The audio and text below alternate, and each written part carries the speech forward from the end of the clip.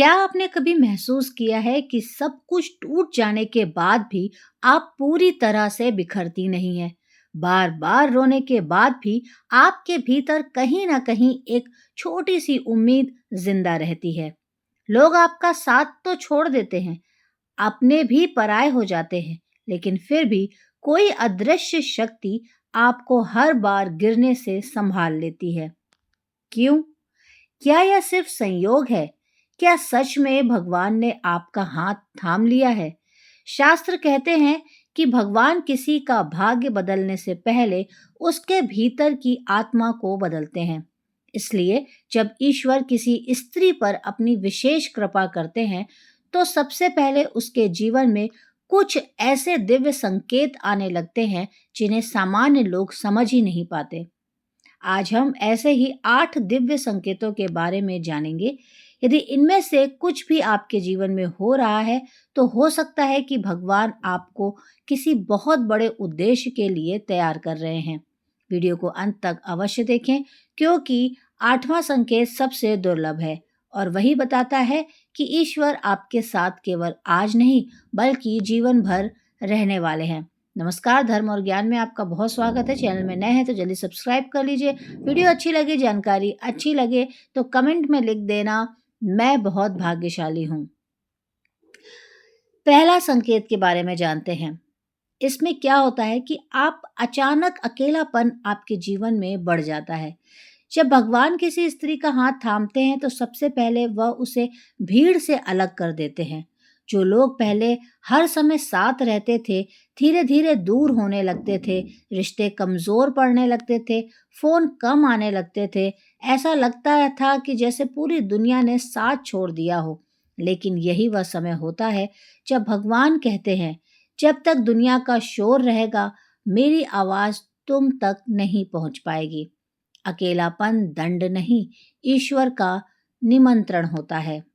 दूसरा संकेत, भीतर अजीब सी शांति आने लगती है। पहले छोटी छोटी बातों पर गुस्सा आता था, हर बात दिल को चोट पहुंचाती थी। लेकिन अब वही परिस्थितियां सामने आती हैं, फिर भी मन शांत रहने लगता है। यह कमजोरी नहीं, बल्कि आत्मा के जागने का संकेत है। भगवान सबसे पहले मन का तूफान शांत करते हैं, तभी जीवन का मार्ग स्पष्ट दिखाई देता है। तीसरा संकेत, बार बार बच जाना। कई बार ऐसी घटनाएं होती हैं जहां बहुत बड़ा नुकसान हो सकता था, लेकिन किसी न किसी कारण से आप बच जाती हैं। कोई निर्णय अंतिम समय पर बदल जाता है, कभी कोई दुर्घटना टल जाती है, कभी कोई गलत इंसान आपकी जिंदगी से चला जाता है। उस समय समझ नहीं आता, लेकिन बाद में महसूस होता है कि किसी अदृश्य हाथ ने रक्षा की थी। यही ईश्वर की मौन उपस्थिति है। चौथा संकेत, बुरे लोगों से दूरी बनने लगती है। कुछ लोग बिना किसी कारण आपकी जिंदगी छोड़ देते हैं। कुछ रिश्ते टूट जाते हैं, कुछ दोस्त अचानक बदल जाते हैं। उस समय दर्द बहुत होता है, लेकिन बाद में पता चलता है कि वही लोग आपके जीवन की सबसे बड़ी परेशानी बनने वाले थे। भगवान कभी-कभी लोगों को हटाकर आपकी रक्षा करते हैं। पांचवा संकेत, प्रार्थना में आंसू आने लगते हैं। पहले पूजा केवल आदत थी, लेकिन अब भगवान का नाम लेते ही आंखें नम हो जाती हैं। कोई भजन सुनकर मन भर जाता है। मंदिर में खड़े होकर ऐसा लगता है जैसे कोई अपना सामने खड़ा हो। यह भावुकता नहीं, यह आत्मा और परमात्मा के मिलन का अनुभव है। छठा संकेत, कठिनाइयां खत्म नहीं होती, लेकिन डर खत्म हो जाता है। ध्यान दीजिए, ईश्वर का साथ मिलने का अर्थ यह नहीं है कि जीवन में समस्याएं नहीं आएंगी, बल्कि समस्याओं के बीच भी भीतर से आवाज आने लगती है, सब ठीक हो जाएगा। यही ईश्वर सबसे बड़ा चमत्कार है। भगवान परिस्थितियां बदलने से पहले मन की शक्ति बढ़ाते हैं। सातवां संकेत, दूसरों की सहायता करने का मन होने लगता है। जब भगवान किसी स्त्री का हाथ थामते हैं, तो उसका हृदय केवल अपने लिए नहीं धड़कता।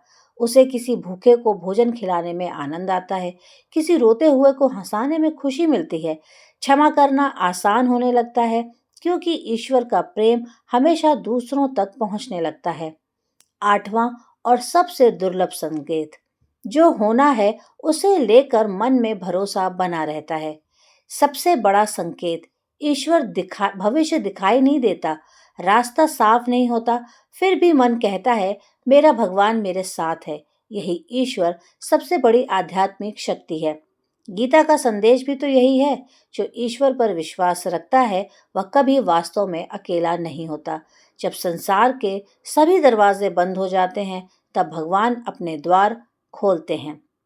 यदि आज आपके जीवन में संघर्ष है, यदि लोग आपको समझ नहीं पा रहे हैं, यदि बार बार परीक्षा ले रही है ये दुनिया, तो निराश मत होइए।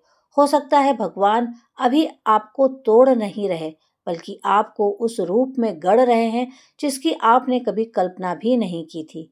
याद रखिए, सोना आग में तपकर ही कुंदन बनता है, और जिस स्त्री का हाथ भगवान थाम लेते हैं, उसे दुनिया गिराने की लाख कोशिश करे, वह अंत में पहले से कहीं अधिक मजबूत होकर उठती है।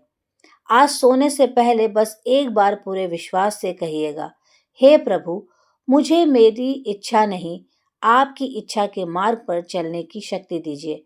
यदि आपने मेरा हाथ थामा है तो मुझे कभी अपने विश्वास से दूर मत होने दीजिए।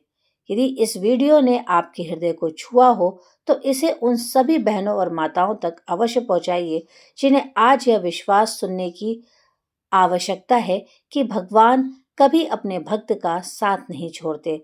हर हर महादेव। राधे राधे।